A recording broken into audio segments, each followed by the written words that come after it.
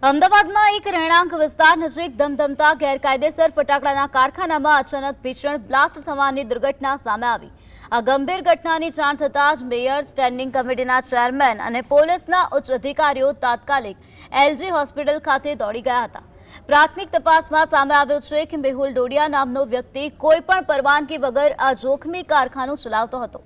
આ દુર્ઘટનામાં ગંભીર રીતે દાઝી ગયેલા 8 લોકોને તાત્કાલિક એલજી હોસ્પિટલ ખસેડવામાં આવ્યા હતા, જેમાંથી 4 લોકોના કમકમાટી ભર્યા મોત નીપજ્યા છે। મૃત્યુ પામેલા શ્રમિકો કયા ગામના વતની છે અને તેમની ઓળખ શું છે તે અંગે હજુ સુધી કોઈ ચોક્કસ માહિતી મળી શકી નથી। હાલમાં પોલીસે આ મામલે ગુનો નોંધી વધુ તપાસ હાથ ધરી છે।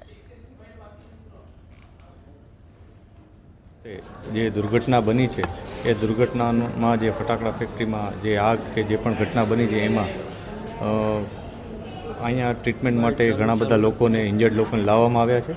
એમાંથી 4 લોકોનું મૃત્યુ થયેલ છે કે જે લોકોની ડેડ બોડી અત્યારે અહીંયા નીચે છે, એટલે એ લોકોની જે ફર્ધર પ્રોસિડિંગ હોય એ કરવામાં આવી રહી છે।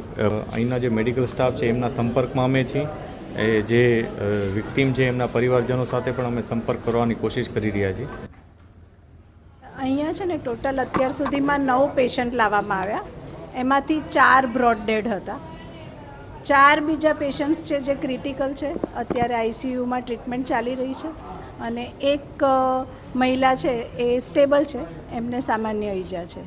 જે 4 ક્રિટિકલ છે એમાં 3 બાળકો છે।